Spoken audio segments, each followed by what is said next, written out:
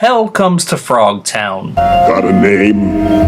Hell. Sam Hell. Never heard of you. She yours? Barter to Leroy. Private barter. Well, yes, but... Shut your hole! Fist of the North Star.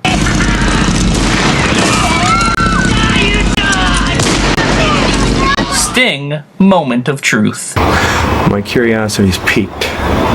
What's your name? It's not important. No name? No interview! Gail. My name is Gail.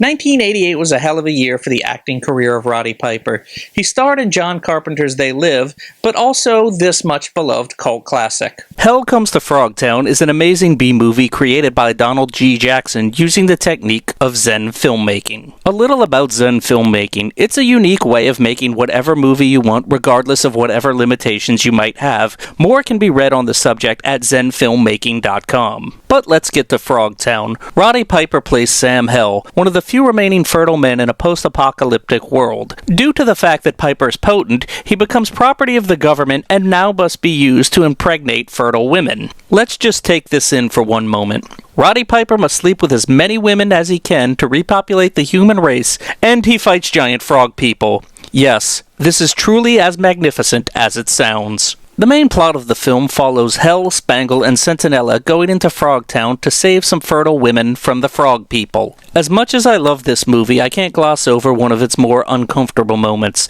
They find one of the women has escaped her captives, and instead of letting her run away, they capture the girls for themselves. Spangle drugs this poor woman, and then Sam Hell is forced to have sex with her. So it's pretty much a rape scene for the greater good and survival of mankind. But it's okay, because the next morning the woman is pregnant and seems really happy about it. Yeah, this was wildly uncomfortable. That awful scene aside, I absolutely love everything about Hell Comes to Frogtown. They've created this wacky world, amazing characters and set designs, and it's got some really cheesy action, and most importantly, vintage Roddy Piper. I absolutely love Hell Comes to Frogtown. It's a much beloved cult classic for a reason. It's just fantastic and a lot of fun.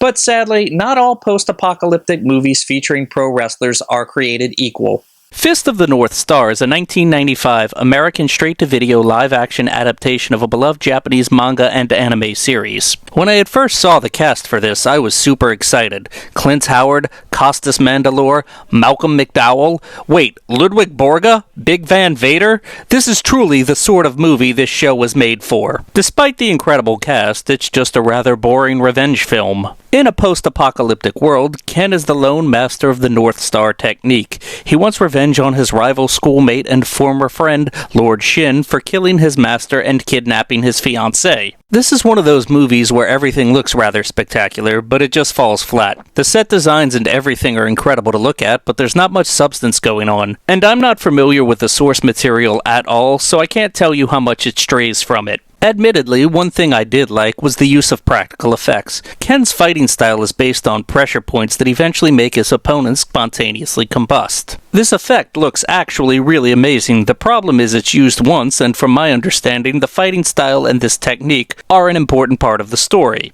Everything about Fist of the North Star had potential for me to really absolutely love it. That cast, a direct-to-video martial arts film, what's not to love? It just sucks that it was so boring, and it was a huge letdown on my end.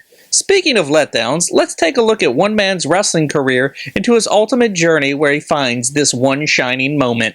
Sting Moment of Truth is a biographical film about, you guessed it, the lead singer of the Police. Oh wait, no, it's actually about the man called Sting. Released in 2004, this low-budget film gives us a wildly inaccurate look at the career of the former WCW champion, but its main focus is to explain his journey into becoming a born-again Christian. But before I get into that, the film is just an absolute mess. Sting's story is told through himself through a series of interviews at various wrestling shows. These stories are are mostly told through these weird montages with an actor playing Sting during his younger days. Donnie Fallgotter does an amazing job as Sting during his early days. He does a great job imitating Sting's cadences and subtle nuances. According to IMDb, this is the only time the guy's ever acted, so I wonder what he's doing now. But these montages just jump all over the place. The film features both reenactments from Sting's career and out-of-place WCW archived footage, because I guess their budget didn't allow for them to reenact some of these larger moments,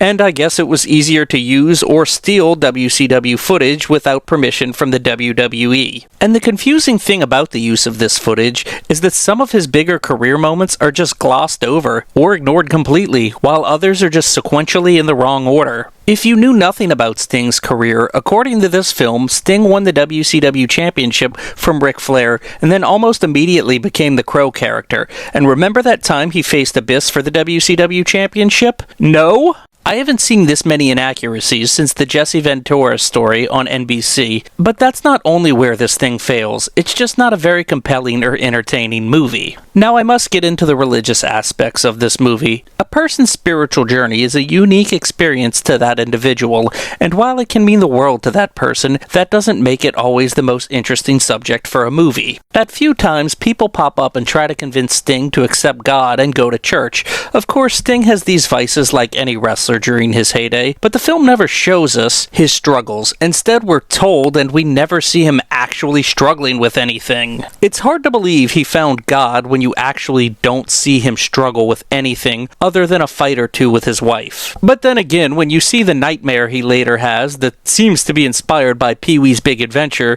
I guess you would wake up and find God yourself. Sting Moment of Truth is certainly a unique moment in Sting's career, but then again, so is tagging with RoboCop. And you're better off watching that instead. This is the Piledriving Critique, where professional wrestling meets pop culture.